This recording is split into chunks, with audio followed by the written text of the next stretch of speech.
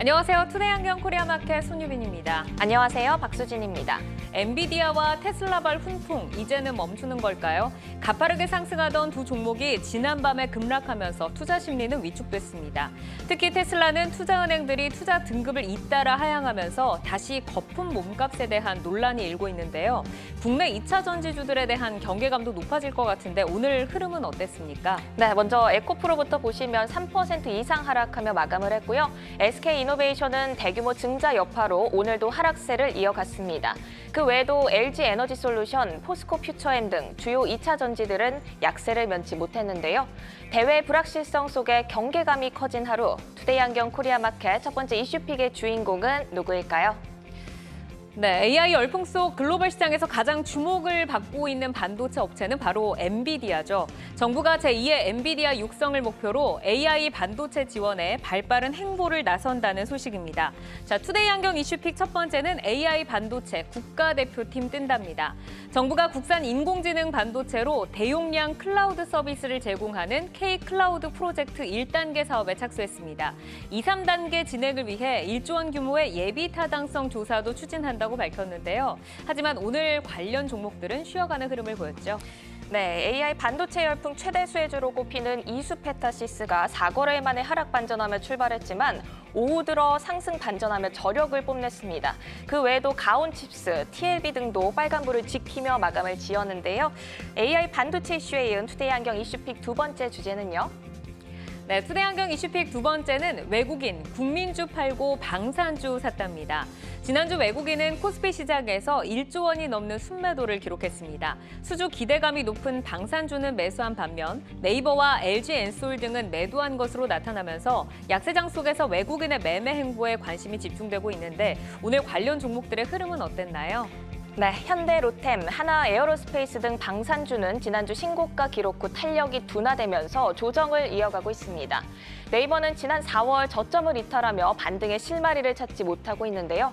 외국인의 자금 이탈이 커지고 있는 구간, 외국인 매수 종목에서 차기 주도주에 대한 힌트를 잘 찾아 나가시길 바랍니다. 네, 투데이 안경 이슈픽 종목은 AI 반도체와 외국인 매매 종목 가운데서 뜨거운 관심을 받는 이수페타시스와 레이저셀, 현대로템 그리고 네이버입니다. 자, 투자자 여러분 매수하셨나요? 매도하셨나요? 아니면 아직 고민하고 계신가요?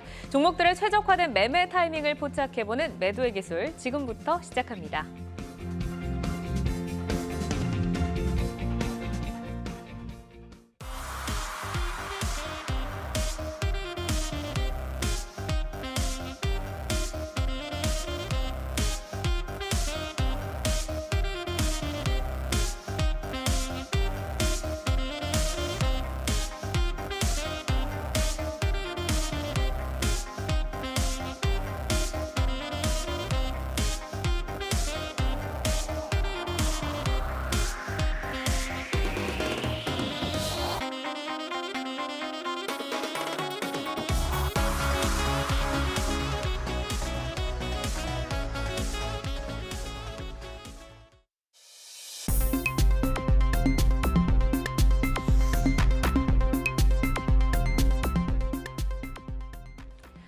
종목별 최적화된 매매 타이밍을 포착해보는 매도의 기술. 투데이 안경 이슈픽 첫 번째는 클라우드 빅3 AI 반도체주 출격이었습니다.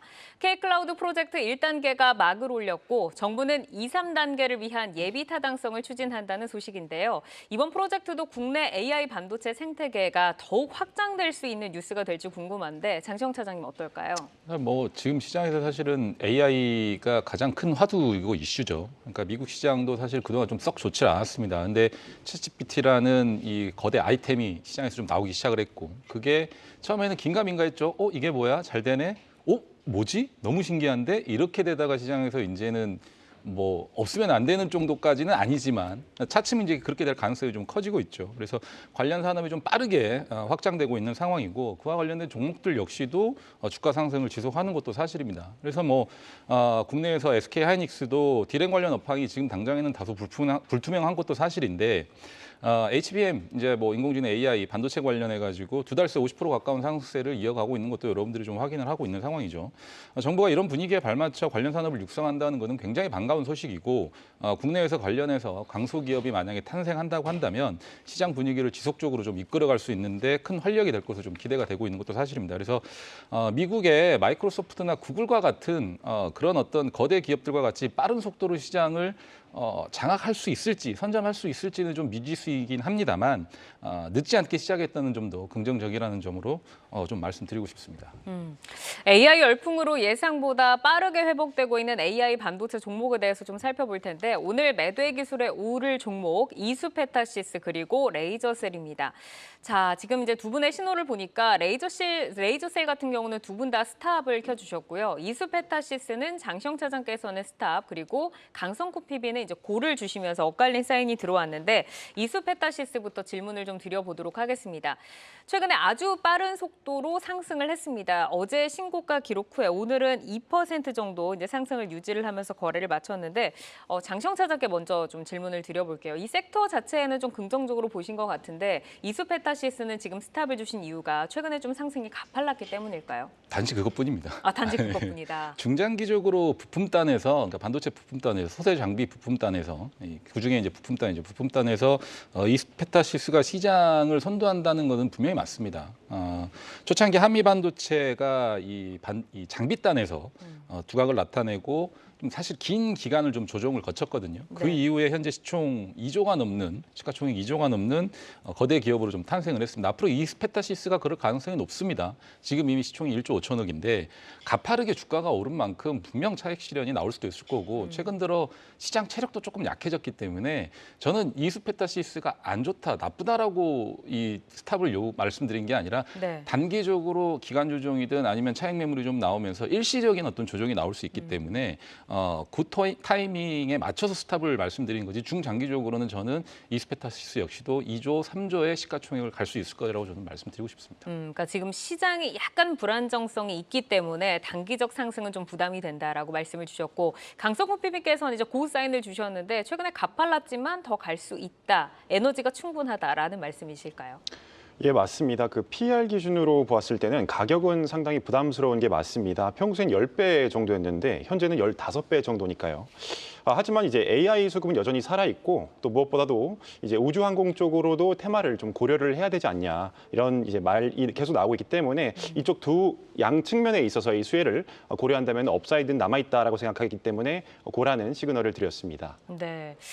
이번에 이제 과기부 장관이 국산 AI 반도체가 글로벌 시장에 진출할 수 있도록 적극적으로 지원하겠다라고 밝혔는데 이스페타시스 같은 경우는 이제 고다층 기판의 강점을 가진 기업으로 알고 있습니다. 좀 해외 시장에서 앞으로 좀 이 정책이 끌어주면서 더 경쟁력을 강화해 갈 수 있을까요? 그러니까 이스페타시스의 어떤 그 기판을 좀 쌓는 기술이 원래 없던 게 갑자기 튀어나온 건 아니거든요. 네. 기존의 다른 회사들도 다 해왔었고 할 수 있는 부분인데 지금 할 수 있는 회사가 없어요. 왜냐하면 2017년도 이후에 사실은 이 PCB 기판 회사들이 수익성이 악화가 되면서 관련 사업을 접는다든가 아니면 사업이 부도가 났다든가 회사가 없어졌다든가 글로벌량의 한국, 중국, 일본 이 세 나라에서 할 수 있는데 지금 사실 이스페타시스만이 온전하게 콜을 좀 받고 있는 상황이죠. 다른 업체들은 중국 업체는 제품이 좋지 않으니까 뭐 엔비디아든 뭐 해외 이 유수의 반도체 회사들을 원치 않고 일본은 기술력이 좀 떨어지고 네. 그래서 이제 이스페타시스는 꾸준하게 해왔는데 1등이 된 거거든요, 지금. 예, 그래서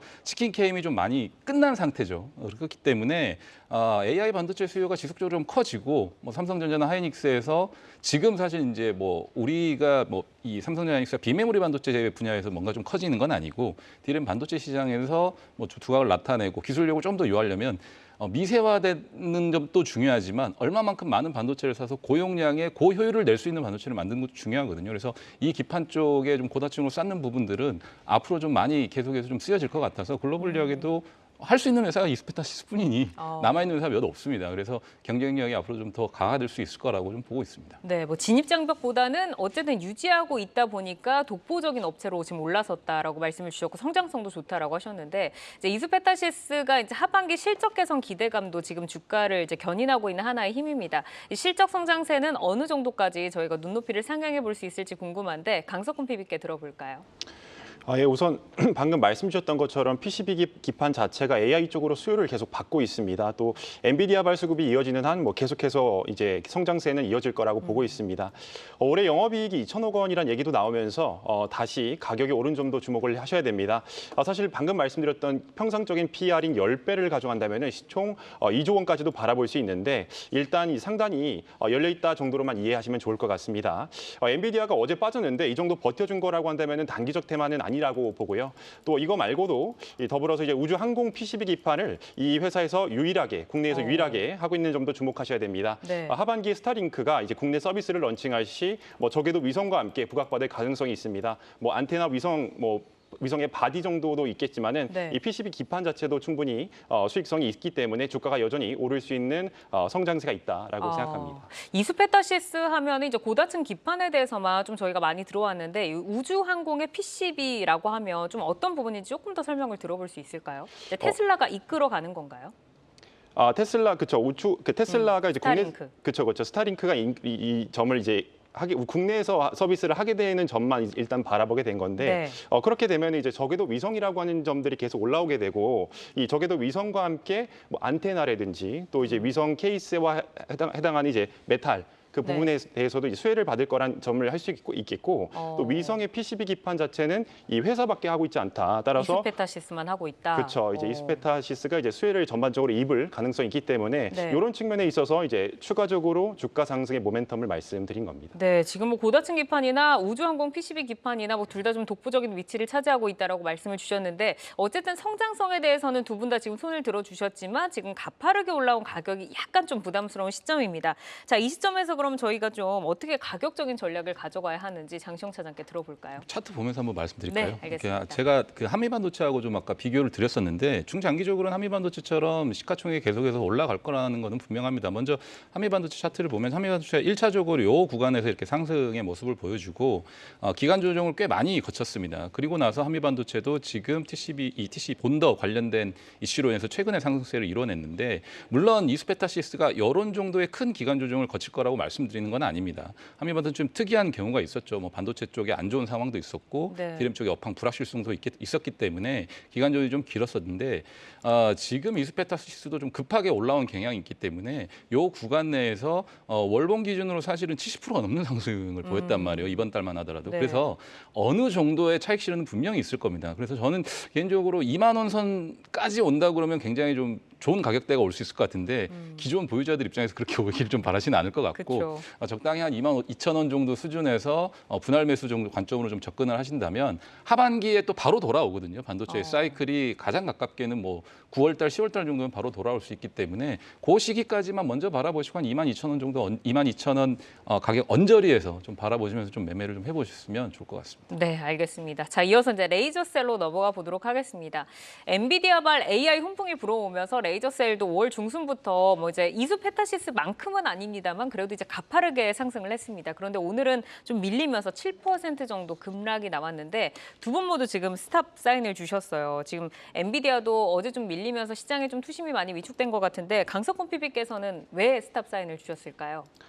그 레이저셀이 원래 그 시장에서 주목을 받았던 이유 중 하나가 바로 이 레이저 리플로 공정이라고 하는 건데 이 같이 레이저 리플로 공정을 하는 기업으로 프로텍이라는 기업이 있습니다. 이 기업을 좀 같이 보셔야 될 것 같은데 기법은 조금씩 다르지만은 이 프로텍이 이쪽에서 기술적 우위가 있다라는 이야기가 있습니다. 프로텍이 실제로 생산도 하고 있고 레퍼런스도 굉장히 오래 잡아가고 있기 때문에 레이저셀의 기존 수주를 물량을 뺏길 위험이 있다라고 보기 때문에 이제 레이저셀은 스탑을 하시고 이 기술 자체를 보신다라고 한다면은 프로텍 을 매수하는 거를 권해드립니다. 그러니까 오히려 레이저셀보다는 프로텍을 좀 보는 게 나을 것 같다. 근데 이제 프로텍 같은 경우도 같이 좀 비교를 해보자라고 하셨는데 역시 오늘 시장에서는 이제 8% 정도 이제 밀렸습니다. 자, 장시영 차장도 레이저셀에 스탑 사인을 주셨는데 이제 레이저셀이 AI 반도체 수요 증가로 이제 본딩 장비 제품이 이제 처음으로 좀 주목을 받았잖아요. 하반기에는 좀 외형 성장에 대한 기대감이 크던데 오늘 이렇게 좀 하락을 한 게 엔비디아의 그런 좀 투심이 악화돼서일까요? 아니면 주가를 견인하기엔 좀 부족한 재료일까요? 약간 그런 부분도 없지 않아 있을 것 같아요. 엔비디아발 어떤 이슈도 좀 있는 것 같고 아무래도 저는 개인적으로 프로텍도 오늘 좀 많이 빠졌지만 앞서 이제 피디님께서 말씀해 주셨다시피 그 경쟁사 제품의 성능이 시장에서 너무 좀 회자가 되고 있거든요. 그래서 TSMC가 적극적인 로브콜을 하고 있다. 그리고 그동안 레이저셀의 장비를 어쩔 수 없이 썼지만 이 엠코사와 이 독점 계약 해지가 되면서 프로텍이 여기저기 좀 다 팔 수 있다라는 어떤 그런 내용이 있어서 근데 사실 근데 반도체 공정이 한 가지 공정만 있는 건 아니거든요. 수십 개, 수백 가지의 공정이 있고 그 공정마다 한 개의 회사 제품만을 쓰는 건 아닙니다. 프로텍 제품도 쓸 수 있고요. 레이저셀의 제품도 쓸 수 있습니다. 그렇기 때문에 레이저셀에 대해서 아예 기회가 없어지는 건 아니고 그동안에 없었던 시장이 열렸다라는 점 그리고 하반기로 갈수록 삼성전자 하이닉스가 계속해서 투자를 좀 다시 한번 이쪽 관련해서 투자를 좀 지속한다는 점은 분명하거든요. 그러면 레이저셀에게도 어느 정도의 기회는 있습니다. 그리고 그동안에 없었던 외형 성장도 충분히 있을 수 있기 때문에 다만 이제 우리가 그 전에 기대했던 것만큼은 좀 기대치를 좀 낮춰야 될 것 같고요. 프로텍에 대한 어떤 기대치가 아무래도 시장의 투심이 그쪽으로 좀 몰려 있으니까 그 기대치는 좀 낮추셔야 될 것 같고요. 적당히 좀 시장에 좀 타협을 하시면서 보시면 좋을 것 같습니다. 그러니까 두 종목 중에 고르자면 프로텍을 좀 더 보겠다라는 그렇죠. 좀 말씀이시네요. 두 그러니까 분 다. 레이저셀의 유의미한 성장이 얼마만큼 될지는 모르겠어요. 그건 이제 발주가 나오고 수주가 직접적으로 나오는 걸 확인해 봐야 아는 거거든요. 근데 프로텍은 조금 더 확실한 좀 수주가 그렇죠. 있다. 확실한 수주가 있다는 알겠습니다. 이제 레이저셀 같은 경우는 이제 지난해 6월에 코스닥에 입성을 했는데 입성한 날 이제 고가를 기록하고 이후 내리막을 걷던 주가가 지난해 10월 말부터는 좀 저점을 형성하면서 등락을 좀 반복을 했습니다. 이제 올해 들어서 담으신 분들은 수익 구간을 즐기시는 분들도 많으실 텐데 지금 보유하고 계시는 분들이 이제 프로텍이 또 시장이 이렇게 좀 풀리면서 이 부분을 좀 우려를 해야 될 것 같은데 가격적인 전략 어떻게 좀 가져가야 된다고 보실까요, 피비님? 예, 그 방금 차장님께서도 너무 잘 말씀 주셨고 저의 입장에 있어서도 그렇고 현재 우위는 프로텍에 있는 상황입니다. 기존 보유자들은 비중 조절을 이제 레이저셀을 좀 많이 담고 계신다라고 한다면은 기술적인 우위가 있는 이 프로텍으로 조금은 비중 조절을 하시는 것을 권해드립니다. 레이저 리플로 기술의 성장성을 주목한다라는 말씀이시죠. 그래서 이제 저항가는 13,000원 정도를 잡고 조절을 권합니다. 알겠습니다. 자, 이어서 외국인 매매 특징주로 넘어가 보도록 하겠습니다. 지난주 외국인이 코스피 시장에서 1조 원이 넘는 순매도를 기록을 했습니다. 뭐 현대로템이나 한화에어로스페이스 이런 방산 쪽은 사들였는데 네이버나 LG엔솔, LG화학 이런 뭐 기술주와 2차 전지는 매도를 한 것으로 좀 나타났거든요. 외국인의 전체적인 매매 행보에 대해서 좀 어떻게 분석을 하고 계시는지 피비님께 먼저 들어볼까요? 예, 외국인의 매매 행보에는 나름의 충분한 이유가 있다라고 생각합니다. 매수를 하는 데 있어서는 매수할 만한 이유가 충분히 있고 매도하는 데 있어서는 매도의 이유가 있다라고 생각하는데 그게 바로 이제 두 가지로 말씀을 드리자라고 한다면은 이 스토리와 기술적 해자라고 말씀드리고 싶습니다. 아까 방금 말씀드렸던 매수 섹터 두 가지는 바로 방산과 반도체인데요. 방산의 경우에는 러시아 우크라이나 전쟁이 여전히 진행 중이고 이 과정에서 국내 기업의 높은 기술적 수준이라고 하는 것이 주목받아 왔었습니다. 또 독일의 기술력이 조금 더 우위에 있지만은 납품 기일에 있어서는 우리나라가 조금 더 빠르게 납품할 수 있다는 점이 주목을 받으면서 앞으로도 현대로템이라든지 한화에어로스페이스의 주가가 충분히 오를 거라고 생각을 하는 것 같습니다. 또 반도체에 있어서는 뭐 계속 많이 들으셨겠지만은 업황 바닥이란 기대감이 있죠. 또 AI 기술 발달에 따라서 서버 수요 증가라고 하는 것은 전 세계적인 추세가 되면서 메모리 반도체에 대한 수요가 지속적으로 늘 거란 점도 이 매수의 이유가 될 것입니다. 또 매도 섹터 두 가지는 인터넷주와 방금 말씀드렸던 2차 전지가 되는데요. 인터넷주는 카카오와 네이버가 카카오의 경우에는 지속적인 상장 이슈로 평가가 좋지 않았습니다. 또 네이버와 카카오 이 두 가지를 묶어서 말씀을 드리자면은 라이브 쇼핑 쪽 매출이 줄어들 만한 이유가 생겼기 때문입니다. 또 생성형 AI 개발과 비교해서 기존 방식으로는 광고 노출도가 충분히 많이 줄어들지 않겠냐 이런 이야기가 많이 나오고 있습니다. 2차 전지라고 한다면은 뭐 아까 방금 시작할 때 말씀 주셨지만은 산업 자체의 성장성은 좋습니다. 하지만 테슬라에 대한 가격이 너무 높다라는 평가가 있었고 이에 이제 국내 2차 전지에 대한 기술적 트레이딩도 같이 발생한 것으로 보이고 있습니다. 네, 어제 또 테슬라가 꺾이면서 또 2차 전지의 투심이 좀 흔들리고 있습니다. 자, 엇갈리는 외국인의 매매 행보에 오늘 매도의 기술에 오른 종목 현대로템 그리고 이제 네이버입니다. 자, 방산주 대표 주자 현대로템 같은 경우는 두 분 다 고를 주셨고요. 뭐 네이버와 카카오 함께 좀 다니는데 네이버도 이제 참 그 고통이 좀 깊은 종목이죠. 두 분 다 이제 스탑 사인을 주셨는데 현대로템부터 한번 보도록 하겠습니다. 자, 현대로템 최근에 굉장히 잘 갑니다. 지금 신고가를 기록하고 나서 살짝 조정을 받고 있긴 하지만 오늘도 뭐 0.9% 정도 소폭으로 밀리면서 좀 거래를 마쳤는데 강석훈 PB께 먼저 좀 질문 드려보겠습니다. 우리나라 이제 방산 산업에 외국인들이 베팅하고 있다라고 말씀 주셨잖아요. 그 중에서도 현대로템 더 갈 수 있다라는 이유는 어디 있을까요? 예, 아까 말씀드렸던 부분이 사실 현대로템에 대한 이야기였는데요. 그 기술적인 측면에 있어서는 한국이 독일 다음이죠. 그래서 한국이 조금 밀려나는 느낌이 있겠지만은 다만 이제 주문을 내고 받는 기간이 한국이 압도적으로 짧습니다. 독일이 구체적으로 말씀드리자면은 7년 정도가 걸리고 한국이 대략 6개월에서 1년 정도가 걸립니다. 한국의 경우에는 폴란드 현지에서 탱크를 생산할 수 있도록 시스템을 구축했기 때문인데요. 폴란드는 우크라이나에 무기를 빌려주느라 이제 급하게 주문을 이제 해야 되는 상황입니다. 우리나라 쪽으로도 계속 주문을 내야 하는 입장으로서 이런 측면이 조금 부각이 받을 수 있다라고 말씀드릴 수 있겠고요. 또 방산 스토리와 함께 이제 레일 솔루션 사업과 에코플랜트 쪽 또 이제 회복 구간에 놓여 있기 때문에 전반적으로 수익이 올라갈 만한 국면에 놓여져 있다. 이런 측면에 있어서 이제 고 신호를 드렸습니다. 네, 현대로템이 지금 외국인이 이제 방산주 가운데서도 가장 많이 사들이는 종목으로 지금 러브콜을 좀 강하게 보내고 있습니다. 자, 이 방산주 가운데서 외국인들이 현대로템의 매력도를 특히 좀 높게 보고 있는 이유가 궁금한데 어디에 있다라고 보실까요? 하나 에어로스페이스도 굉장히 좀 많이 사고 있지 않나요? 최근에? 그것도 역시 많이 네, 사고 있긴 기관 하죠. 외국인 수급이 좋은 게 사실 방산주 쪽에 다 좀 많이 쏠려 있는데 하나 네. 에어로스페이스도 좋고 현대로템도 좋고 왜 그럴까요? 그러게 기술력도 좋고 뭐 가성비도 좋고 그냥 뭐 납기 기일도 좋고 이런 그렇죠. 걸까요? 그냥 다 떠나서 실적이죠. 하반기에 실적에 대한 강한 자신감이 있으니까. 그러니까 뭐 신규 지금까지 해온 수주 그리고 이제 하반기 들어서 그 수주 물량들이 납품이 되고 실적이 찍히기 시작하고 네. 앞으로 또 들어올 수주가 한 18조 정도가 된다 그래요. 롯데 같은 경우는. 뭐 에어로스페이스도 그 이상의 어떤 수주를 좀 기대하고 있는 것 같고. 네. 그러면 지금 당장에 오늘도 보시면은 외국인들이 매도하는 종목은 네이버, 뭐 카카오, LG화학, 뭐 LG에너지투산 같은 성장주들이잖아요. 네. 성장주들이 안 좋다라는 건 아니지만 단기적으로는 이제 실적 모멘텀, 실적 장세로 좀 넘어가는 시즌에서 그 부분들이 좀 힘을 좀 잃어가는 것 같고 이제 믿을 건 실적이다라고 생각을 하는 것 같습니다. 그래서 그쪽에 대한 어떤 매수세가 좀 이어지는 것이거든요. 그러면 네. 방산주들뿐만 아니라 실적에 모멘텀이 있는 업종이나 종목들은 앞으로 이런 식의 어떤 이 흐름들이 좀 계속 이어질 가능성이 높습니다. 그렇기 때문에 만약 신고가를 넘어가고, 그러니까 앞으로의 실적도 이 기대가 되는 부분들 이런 것들을 가지고 신고가가 넘어와서 주가가 좀 조정을 받는다면 당연히 매수기가 될 수가 있겠죠. 실제 실적이 꽂히기 시작하면서부터 더 좋아질 수도 있으니까 네. 이게 뭐 세론도 뉴스가 아니라 단기적으로 실적이 여기서만 나오고 끝이라고 하면은 주가를 좀 주식을 좀 팔아야겠지만 계속해서 몇 년 동안 좋아진다라고 하면 주가가 지속적으로 좀 우상향할 수 있는 가능성이 높기 때문에 상승과 조정을 반복을 할 때 조정 시기에는 반드시 좀 매수를 생각을 해보시는 게 좋을 것 같습니다. 미래도 밝은데 실적도 밝다라고 좀 말씀을 주셨습니다. 현대로템 같은 경우는 사실 뭐 한 2달 정도, 한 뭐 4월 말 정도부터는 살짝 좀 지지부진하다가 이제 또 다시 가파르게 좀 힘을 내주는 모습인데 지금 갖고 계시는 분들이라면은 어떻게 조금 이익 실현을 전략을 좀 짜야 될지 좀 궁금합니다. 이제 이 부분에 대해서 강석훈 PB께 한번 좀 들어볼까요?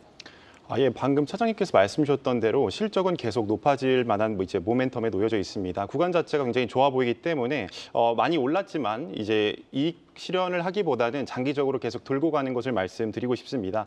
이런 측면에 있어서 목표가는 4만 원을 말씀드리고 실적에 맞춰서 계속해서 가져가시다가 실적이 꺾일 만한 시점에 있어서는 이제 뉴스를 보고 이제 매도하시는 것을 권해드립니다. 네, 알겠습니다. 자, 네이버로 좀 넘어가 보도록 하겠습니다. 네이버 이제 다소 조금 올라오나 싶었는데 다시 한번 좀 내리면서 바닥이 어디인지 참 가늠하기가 힘든 시간을 좀 지나가고 있습니다. 외국인도 매도세를 이어가고 있는데 오늘도 1.5% 정도 이제 하락을 하면서 거래를 마쳤고 두 분 다 스탑을 주셨습니다.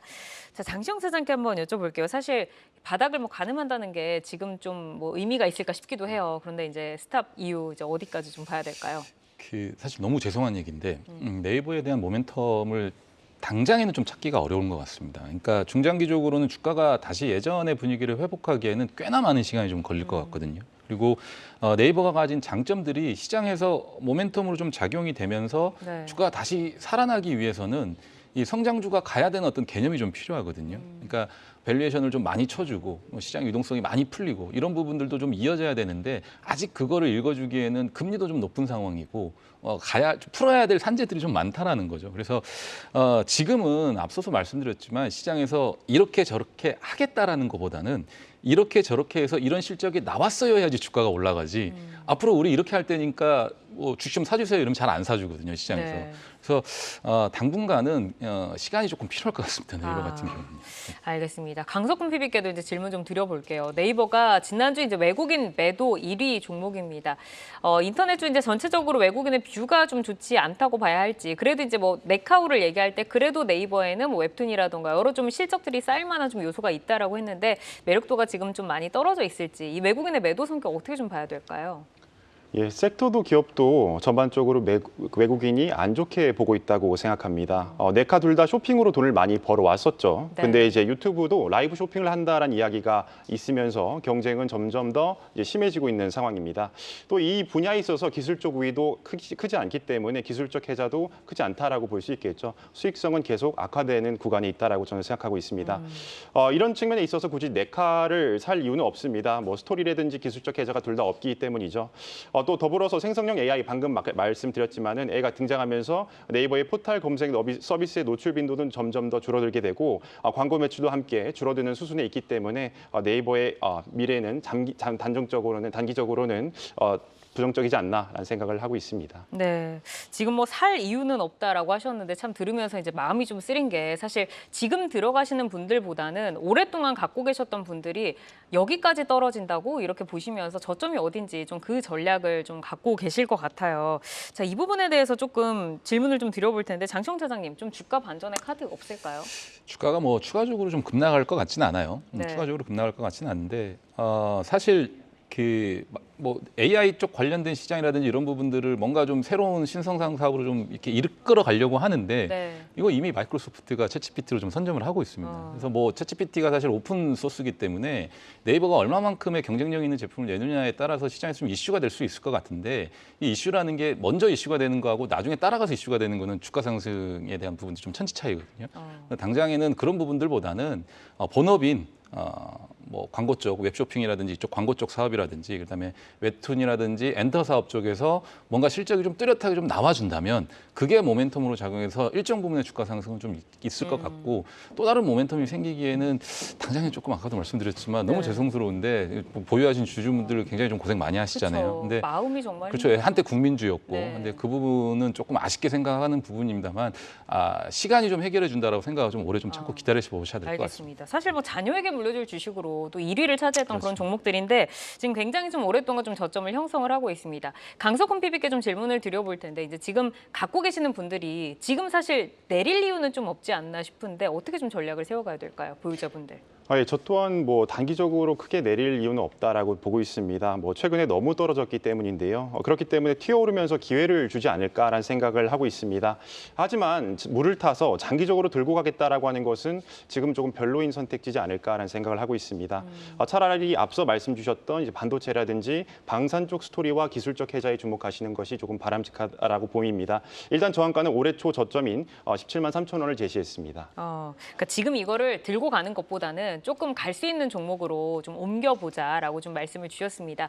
자, 오늘 매도의 기술 이수페타시스와 레이저셀, 현대로템 그리고 네이버까지 네 종목을 살펴봤습니다. 이 종목들을 저희가 현재 주가 그리고 현재 모멘텀을 기준으로 포인트를 제시를 해드리기 때문에 시장 상황이 변화한다고 하면 전략도 함께 변화될 수 있는 점 기억을 해주시기를 바라겠습니다.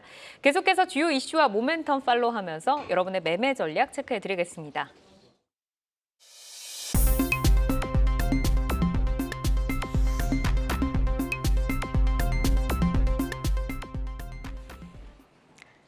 장 마감 후 4시부터 6시까지 진행되는 시간의 투자 리그, 시간의 거래 동향 만나보는 이 시간의 단일가입니다. 정규장 마감 후 오후 4시부터 6시까지 10분 단위로 시간의 단일가 거래가 이뤄지는데요. 이 시간의 단일가를 통해 시간의 주요 종목 등락률 실시간으로 생생하게 전달해 드리겠습니다. 그럼 이 시간의 단일가 코스피 상승률 상위부터 보겠습니다. 어떤 종목들 올라와 있을까요? 네, 먼저 페이퍼 코리아가 가장 강하게 출발하고 있습니다. 8%대 상승률 보이면서 1221원 선 지나가고 있고요. 의류 업체인 TBH 글로벌 역시 5% 강세를 보이면서 1889원에 지금 거래가 되고 있습니다. 이외에도 평화홀딩스, 덕성이 2% 그리고 각각 4% 강세 보이고 있고요. 이구산업 보시면 자동차 부품 소재로 쓰이는 동 제품을 생산하는 업체입니다. 5거래 연속 상승하고 있고 오늘도 2% 빨간불을 켜냈는데요. 시간은 시간에서도 강한 기세 이어지고 있습니다. 3.7% 상승하면서 5,480원 선 지나가고 있습니다. 이어서 코스닥 상승률 상위 보겠습니다. 네, 핑거스토리가 상한가로 지금 거래가 되고 있습니다. 웹툰 플랫폼 기업인데요. 실가명 콘텐츠 전문 기업 엑스오비스의 지분을 모회사 글로벌 텍스프리와 함께 인수한다는 소식 장 마감 후에 전해졌습니다. 이 소식 전해지자 핑거스토리는 9% 넘게 상승하면서 상한가로 들어갔고요. 모회사 글로벌 텍스프리도 역시 시간에서 강세 보이고 있다는 점 체크를 해드리겠습니다. 그리고 KNW 보시면 2차 전지 소재 제조업체죠. KNW 역시 5.9% 상승하면서 12,190원 선 지나가고 있고 또 건기식 업체인 BP도 역시 7%대 강세 보여주고 있습니다. 계속해서 시간의 단일가 코스피 하락률 상위 보겠습니다.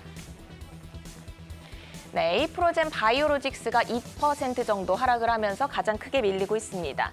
또 하이스텔 역시 2%대 하락률 보이고 있는데요. 우크라이나 재건 수혜주로 부각된 강관 전문 업체입니다. 오늘 3% 강세를 보였었는데 시간에서는 약간 밀리면서 4,585원 선 지나가고 있습니다. 그리고 신송홀딩스 그리고 TY홀딩스 우선주 역시 1%대 약세 보이고 있네요. 마지막으로 코스닥 하락률 상위 이어서 보겠습니다. 네, 차량용 블랙박스 업체인 더 미동이 3.8%로 가장 크게 밀리고 있습니다. 2,350원 선 지나가고 있고요. 또 보라티알, 후쿠시마 오염수 관련 수혜주로 최근에 주목을 받았었죠. 오늘 7% 강세로 마감을 했는데 현재 시간에서 2.1% 넘게 밀리면서 29,950원 선 지나가고 있습니다. 이렇게 이 시각 시간의 단일가 살펴봤는데요. 시간의 단일가 매매는 오후 6시까지 10분 단위로 매매가 체결됩니다. 모멘텀과 거래량 등 꼼꼼히 살펴보시고 시간에서도 성투 전략 세워가시길 바랍니다. 시간의 단일가 거래 동향, 잠시 후 시간의 단일가 특징주를 통해서도 확인하실 수 있습니다.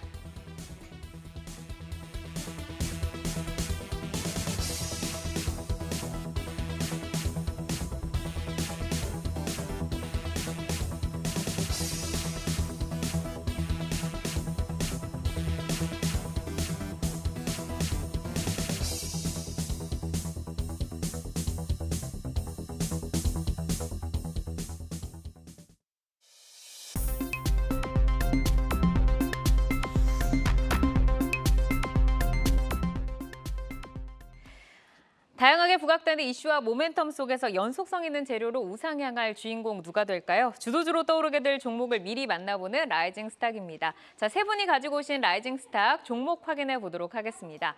자, 한중현 파트너 LNC 바이오 그리고 장시영 차장 캠트로닉스 또 강석훈 PB VT GMP 가지고 오셨는데요. LNC 바이오부터 한번 들어보도록 하겠습니다. 어떤 라이징 포인트 있을까요? 네, 메가카티라는 키워드로 좀 정의를 하겠습니다. 그 메가카티는 이제 세계 최초의 이제 인체 조직 그 기반의 무릎 연골 치료제거든요. 이제 원래는 이제 이게 무릎 용도가 아니라 늑골 용도였어요. 늑골 용도였는데 이 늑골 용도로 이제 재생치료제로 허가를 받아서 판매를 하던 건데 네. 해당 효과가 이제 무릎에도 동일한 효과가 보일 것 같은데 해서 의사들이 먼저 치료를 했어요. 근데 치료를 했는데 그게 실제로 효과가 있었던 겁니다. 그래서 한 시술이 한 3, 4천 건 정도 이미 네. 되게 시술이 많이 돼서 이거를 회사가 나중에 알게 되고 진짜 그렇게 효과가 있단 말이야? 그거에 대해서 무릎에 대해서 임상을 새로 진행한 거예요. 네. 그러니까 굳이 비유를 하자면 짜파구리 같은 거죠. 처음에 이제 그렇게 해먹다가 그걸 아예 회사에서 제품화 시킨 거니까. 그러니까 처음에 그래서, 이제 늑골 연골의 치료제인 이 메가카티가 무릎 연골에 한번 써봤더니 너무 효과가 좋아서 지금 새롭게 좀 임상을 진행하고 그쵸, 있다. 그쵸. 그럼 이 성장 스토리 얼마나 좀 발전할 수 있는지 한번 들어볼까요? 그래서 이게 이제 하반기부터가 본격적으로 출격이 이제 대기하고 있기 때문에 네. 이제부터 좀 구조적인 실적 성장 그게 좀 기대가 되는 부분입니다. 네. 그리고 기존에 좀 캐시카우 역할을 했던 메가덤 같은 경우는 어떤가요? 메가덤이 이제 유방 재건술 이제 거기에 보형물 넣는 건데 그것도 네. 2015년부터 이제 16년부터 본격적으로 쭉 이제 좀 성장도 되게 좀 탄탄하게 계속 좀 꾸준하게 오르고 있어서 이것도 성장성이 딱히 훼손되지 않을 것 같아요. 이 부분 되게 좋아 보입니다. 네, 알겠습니다. 그럼 이제 LNC 바이오의 가격 전략을 한번 들어봐야 될 것 같은데 얼마까지 좀 목표가를 가지고 갈까요? 네, 일단은 뭐 제가 지난주에 갖고 나온 종목이랑 좀 비슷하지만 이제 좀 신고가 구간이고 위에서 매물대도 없는 구간이라서 좀 중장기적으로 편하게 갖고 갈 수 있을 것 같습니다. 다만 이제 하반기에 메가카티 그 재료가 있는 만큼 하반기에 메가카티 재료가 있는 만큼 그래서 그 이제 이슈가 나오면 오히려 세로뉴스 국면으로 진입할 수가 있는데 네. 오히려 그때가 중장기 관점으로는 더 기회가 되지 않을까 싶고 지금부터 하반기까지 그러니까 7월까지죠. 7월 초까지 그때까지는 좀 단기적으로 보셔도 되지 않을까 그렇게 말씀드리겠습니다. 알겠습니다. 이제 하반기부터 메가카티의 이제 판매가 좀 본격화될 수 있는 부분, 좀 실적을 가지고 가보자라고 좀 말씀을 주셨습니다. 자, 장시영 사장의 종목 캠트로닉스도 한번 보겠습니다. 어떤 라이징 포인트 지금 있을까요?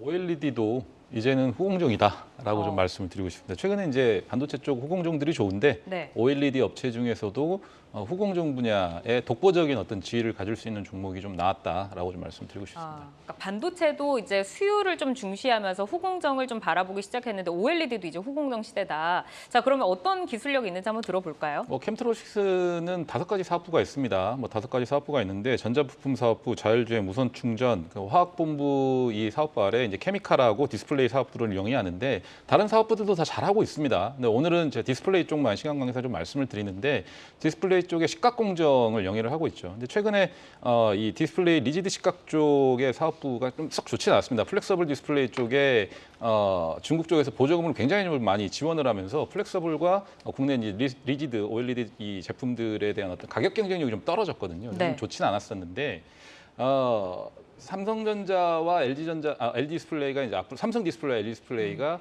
OLED 쪽에 이제 8세대 투자를 삼성전자는 단행을 했고 LG 디스플레이도 조만간 좀 진행할 예정일 텐데 그렇게 되게 되면 아무래도 수혜를 좀 받을 가능성이 높습니다. 더군다나 이 회사 같은 경우는 후공정 이 후공정 분야 이 분야를 턴키로 삼성 디스플레이한테 유일하게 퀄을 받아서 수주를 받은 회사거든요. 그러면 앞으로 8세대, 6세대를 안에서 모든 어떤 식각 공정은 다 이 회사가 담당을 한다고 보시면 될 것 같고 네. 핵심은 애플과 삼성전자의 이제 핸드폰 판매량인데 애플 아이패드와 맥북 쪽은 살짝 불안한 면이 있지만 삼성전자의 A 시리즈 같은 경우는 이제 LCD에서 OLED로 전환이 될 가능성이 높단 말이에요. 그렇게 네. 되면 연간으로 사실 삼성전자의 한 3억 대 핸드폰 중에 2억 4천만 대 정도 수준의 핸드폰 A 시리즈로 좀 출시가 되거든요.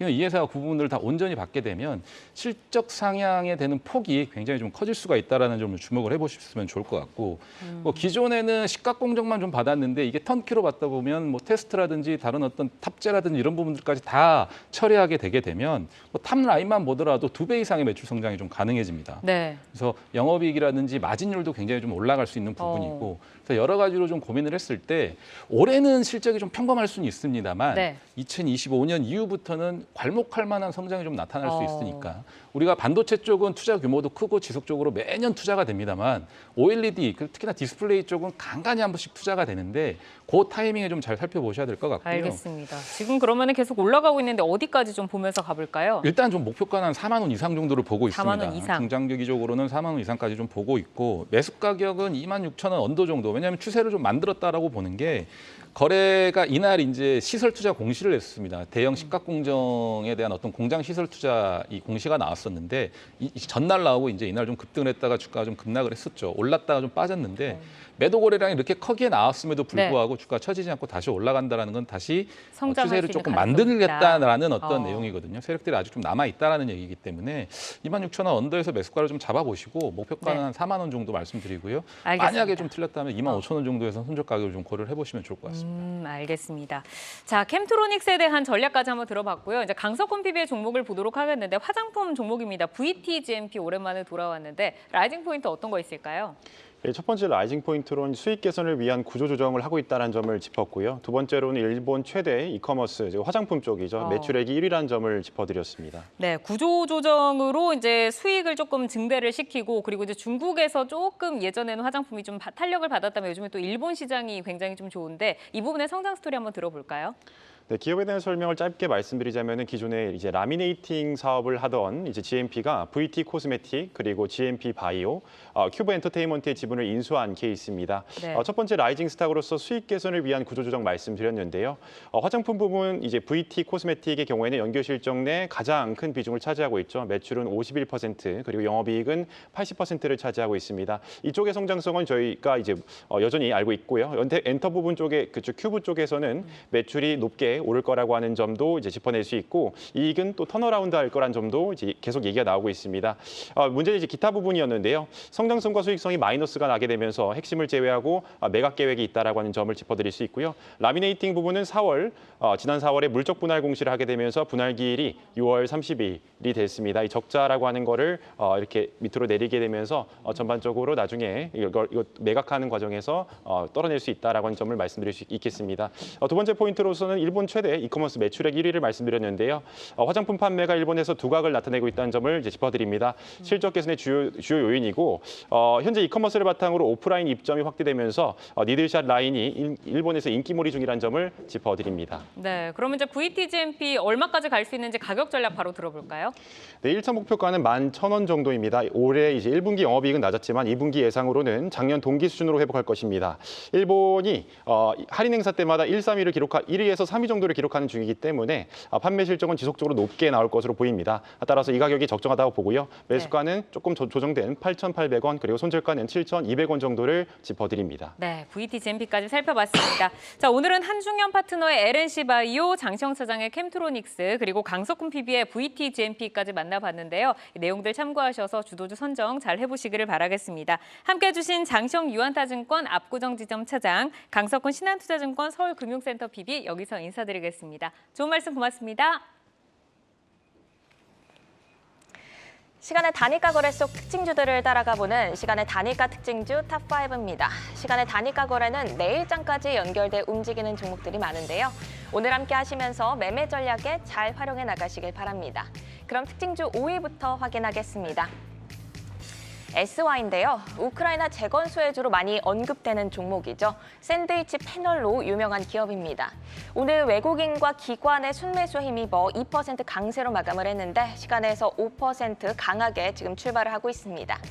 4위 종목은 마녀공장입니다. 천연 유래 성분의 자연주의 화장품 기업으로 온라인과 해외 매출 모두 큰 폭으로 성장하고 있는 기업입니다. 마지막 따상 종목이기도 한데요. 오늘 강보합권에서 마감을 했는데 시간에서 지금 5% 넘게 상승하고 있네요. 바로 이어서 3위 만나보겠습니다. 코데즈 컴바인입니다. 많이들 알고 계시는 패션 업체죠. 외국인은 3거래 연속 매수하고 있지만 최근 이렇다 할 큰 시세는 주지 못했습니다. 현재 시간에서 긍정적 분위기 감돌고 있는데요. 3% 상승하고 있습니다. 2위는 이고산업 올라와 있습니다. 자동차 부품 소재로 쓰이는 동 제품을 생산하는 업체입니다. 5거래 연속 상승하며 오늘도 2% 빨간불로 마감을 했는데요. 24만 주 이상의 거래량 동반하면서 거래량 2위 기록하고 있습니다. 현재 2.4% 상승하고 있네요. 대망의 1위 종목 확인하겠습니다. 인피니트 헬스케어입니다. 시스템 소프트웨어 개발 공급 업체인데요. 최근 주력 사업인 의료 영상 전송 저장 시스템이 주목을 받고 있습니다. 루닛이 AI 영상 분석 솔루션의 일본 보험급여 소식으로 급등하고 있는 가운데 인피니트 헬스케어가 루닛과의 과거 협업 사실이 부각됐습니다. 어제 11% 급등한 후 오늘은 약보합에서 마감을 했는데요. 시간에서 다시금 시세 나오고 있습니다. 내일장 전망 어떻게 보실까요? 네, 이제 인피니트 헬스케어부터 말씀드리겠습니다. 이제 말씀해주신 것처럼 이제 루닛과의 이제 협업 가능성 그런 것도 이제 부각이 됐지만 그거 말고도 지금 시간에서 강세를 보이고 있는 이유는 아무래도 이제 뉴스 오후장 한 2시 반쯤이었죠. 2시 반쯤에 이제 뉴스가 하나 나왔는데 삼성이 만든 입는 로봇 나온다. 제품명 보핏. 이 이슈가 나오면서 이것 때문에 좀 시간으로 강세를 보이고 있는 것 같기도 합니다. 왜냐하면 인피니트 헬스케어는 좀 과거 역사적으로 보면 오히려 회사 차원에서는 좀 부인을 하기도 했는데 계속 이제 삼성과의 M&A 이슈로 삼성전자가 어떤 로봇을 내놓는다 내지는 어떤 뭐 이제 그런 헬스케어 사업에 대해서 뭔가 진척이 있다 하면 항상 테마성으로 오르긴 했었거든요. 그래서 이 부분에 대해서 오늘 좀 이제 시간에서도 강세를 보이고 있는 것 같은데 심지어 이제 어제 그 윗꼬리도 길게 단 상태에서 오늘 차트가 이제 조금 약한 상승이 나왔고 여기서 시간으로 강세가 내일까지 이어진다면 이제 내일이죠. 내일 이제 어제 그 윗꼬리만큼의 절반 정도에서 시작할 텐데 여기서부터는 충분히 단기 트레이딩 시세가 나올 수 있어 보입니다. 그래서 좀 단기적으로 보시는 분들은 인피니트 헬스케어 충분히 단기 접근 가능할 텐데 이제 문제는 그러면 이걸 중장기적으로 끌고 갈 만한 그런 종목이냐 하면 사실 인피니트 헬스케어보단 더 나은 종목들도 여러 개가 있거든요. 최근에 이제 의료 AI 쪽이 되게 시세도 좋았기 때문에 그 안에서 먼저 한번 찾아보시고 거기서 도저히 한번 좀 종목이 안 보이시면 그때 이제 인피니트 헬스케어를 중장기적으로 보시는 게 어떨까? 즉 중장기적으로 인피니트 헬스케어는 최선이 아니라 차선 내지 대안이지 않을까? 좀 이런 의견을 드려보도록 하겠습니다. 네, 오늘 시간의 강세가 잘 유지된다면 단기적으로 트레이딩으로 접근 가능한 종목이다. 이런 평가 들어봤습니다. 이어서 시간의 단위가 특징주 2위 이구산업도 보겠습니다. 정규장에서 2%대 상승으로 마감을 했고요. 시간에서도 거래량 실리면서 지금 상승이 이어지고 있습니다. 이 상승 배경은 어떻게 보시는지 또 향후 주가 전망은 어떻게 보실까요? 네, 상승 배경은 아무래도 이것도 이제 한 오후 3시가 조금 안 돼서 뉴스가 나왔을 겁니다. 한미 몽골 3자 이제 핵심 광물 협의체를 출범을 했다. 이제 이 뉴스 때문에 이제 그 오르는 것 같은데 특히 이제 몽골의 경우에는 그 이제 세계에서 구리 생산량이랑 매장량이 가장 많은 국가 중 하나이기 때문에 이구산업하면 또 구리 테마주의 거의 한 터줏대감 정도 되잖아요. 그래서 이제 시간으로 강세를 보이고 있는 것 같은데 제가 이제 신경 쓰이는 부분은 그러면 이구산업 말고 다른 구리 테마주들이 좀 올라가고 있는가 하면 또 그런 모습이 특별한 그런 모습이 보이진 않고 있거든요.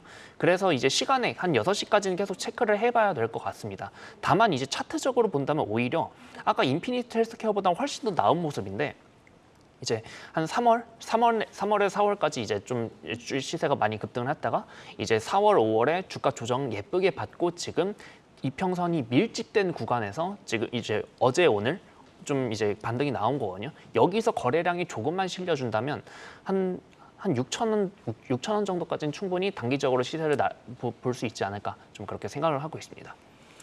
네, 오늘 이렇게 시간의 특징주 살펴봤는데요. 시간의 특징주들은 내일장 흐름과 방향성을 같이 하는 경우가 많습니다. 종목별로 베스트 전략자 드렸으니 참고해 보시고요. 오늘 함께해 주신 한중현 와운의 파트너는 여기서 인사드리겠습니다. 고맙습니다. 하반기 반등 기대감에 매수세가 상당한데요. 상해 종합지수 오늘 강세 보여줬습니다. 1.23% 상승했고요. 선전지수 역시 0.97% 상승으로 기분 좋게 거래 마쳤습니다. 마감을 앞둔 홍콩항생지수는 2% 빨간불로 거래를 이어갑니다. 미국과 서방의 디리스킹이 강화되는 가운데 오늘 중국에서는 하계 다포스 포럼이 4년 만에 개막했습니다. 오늘부터 이틀간 진행되는 일정인데요. 정부 관계자와 전문가들이 나서서 하반기 경제 전망과 부양책 관련 언급이 있을 걸로 예상되면서 오늘 증시 반등에 힘을 보탰습니다. 중국이 6월 대출 우대 금리를 인하했습니다. 이에 부동산 시장 회복 기대감이 솔솔 불어오는 분위기였고요. 또 추가 부양책 시행 기대감에 제조업이나 원자재, 산업재 섹터가 강세 보였습니다. 유럽 증시 개장 상황도 함께 알아보시죠. 독일 닥스 지수도 기분 좋게 출발합니다. 0.2% 상승입니다. 독일의 체감 경기를 보여주는 6월 IFO 경기 환경 지수가 3포인트 하락하면서 2개월 연속 약세를 보여줬습니다. 독일 경제가 경기 침체에서 벗어나는데 고전을 면치 못하고 있는데요. IFO 지수와 구매 관리자 지수 양쪽이 저하되고 있어서 2분기 독일 GDP가 3분기에도 역성장을 기록할 거란 평가가 나오고 있습니다. 내일은 독일의 7월 소비자 신뢰 지수가 발표됩니다. 이어서 프랑스 지수 어떻게 출발했는지 알아보겠습니다. 까크 지수도 0.3% 소폭 상승하면서 출발했습니다. 프랑스는 오늘 경제지표 발표가 예정돼 있습니다. 5월 통합 구직자 지수와 실업수당 청구 건수가 발표될 예정이니 체크해 보시기 바랍니다. 지금까지 아시아 증시와 유럽 시황 전해드렸습니다. 투데이 안경 코리아마켓 방송 후에도 유튜브에 라이징 스탁으로 검색하시면 다시 보실 수 있습니다. 오늘도 함께해 주신 여러분 고맙습니다.